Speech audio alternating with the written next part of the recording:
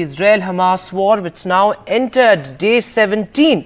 But the day after, Israeli military claimed that it will increase the number of airstrikes targeting Hamas camps. More than 400 Gazans were killed in air raids. Most of them were women and children, according to reports. This as Gazans continue to flee from the battleground. They continue to flee south. This as they've been asked to evacuate the northern part of the city. But of course, Israel is stepping up its attack on Gaza, and the fact now is that 2 humanitarian aid consignments have entered the battleground. But as Gaza has said earlier as well, this is just a drop in the ocean.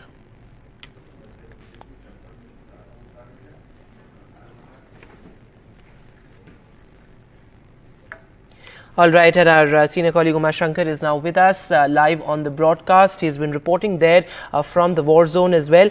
तो उमर शंकर, सबसे पहले ये बताएं कि इस समय ground पर क्या सिचुएशन है, क्योंकि इजराइल ने ये साफ कर दिया है अब कि एक फुल ब्लोन ग्राउंड इनकर्जन जो है अब बहुत रियल पॉसिबिलिटी है. एयर रेड्स भी पिछले 2 दिनों में बहुत बढ़ गई हैं जब से इजराइल ने ये कहा कि अब हम हमास कैंप्स को पूरी तरीके से हंट डाउन करेंगे.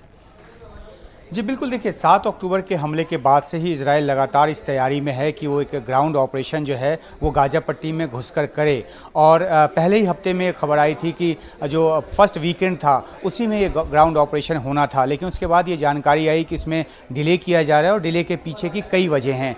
एक तो ये वजह है कि इजराइल खुद ये इंश्योर करना चाहता है कि जब उसके सैनिक गाजा पट्टी के अंदर जाएँ तो उनकी कैजुअलिटी कम से कम हो, और इसलिए ज़रूरी है कि पहले हमास के जो ज़्यादा से ज़्यादा ठिकाने हैं उनको नष्ट कर दिया जाए. और एयर बॉम्बार्डमेंट के जरिए यही सुनिश्चित करने की कोशिश की जा रही है. कुछ रेड्स भी किए गए हैं इजराइल की तरफ से, जिसमें एक रेड कल भी किया गया था, जिसमें जो कुछ बुलडोज़र हैं और एक टैंक जो है वो गाजा की सीमा में घुसी थी. हालांकि जो हमास का दावा है कि उन्होंने इसको रिपेल कर दिया, वापस भेज दिया, और एक इजरायली सैनिक की उसमें जान भी गई. तो इस तरह के जो रेड्स हैं वो इजराइल इसलिए कर रहा है ताकि वो जो इंटेलिजेंस है वो गैदर कर सके, और साथ के साथ वो उन ठिकानों को नष्ट कर सके जहाँ से उन पर जवाबी हमले का खतरा है. और ख़ासतौर पे जब इजराइल की सेना अंदर जाएगी तो जो हमास जहां से उन पर घात लगाकर हमला कर सकता है, जो एक गुरिल्ला वॉरफेयर कर सकता है, तो उन सब ठिकानों को क्लियर करने की कोशिश इजराइल की तरफ से की जा रही है.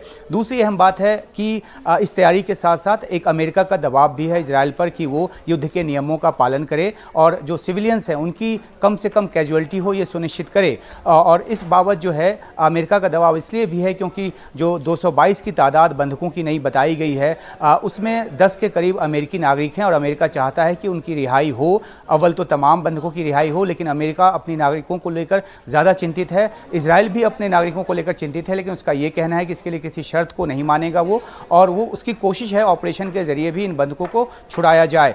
तो इस करके भी जो अमेरिका का दबाव है, इस करके भी जो ग्राउंड ऑपरेशन है उसमें डिले हो रहा है. और एक तीसरी और अहम बात है कि गाजा की सीमा में जो अभी जो ह्यूमैनिटेरियन असिस्टेंस जाने शुरू हुए हैं उसकी तीसरी खेप आज पहुंची है, और कोशिश इस बात की है कि ज़्यादा से ज़्यादा लोगों तक ये मदद पहुंचे. यूएन का कहना है कि 100 ट्रक लोड हर दिन चाहिए. हालांकि जो तीसरी खेप गई है उसमें 20 ट्रक लोड ही गया है, और ईंधन का भी पहला खेप गया है. तो इन सब बातों के जरिए कोशिश ये की जा रही है कि आम लोगों तक ह्यूमैनिटेरियन असिस्टेंस पहुँच जाए, और उसके बाद जो है ग्राउंड ऑपरेशन शुरू हो. तो इन सब वजहों से अभी थोड़ा सा ठहरा हुआ इजराइल, लेकिन उसकी तैयारी पूरी है ग्राउंड ऑपरेशन की.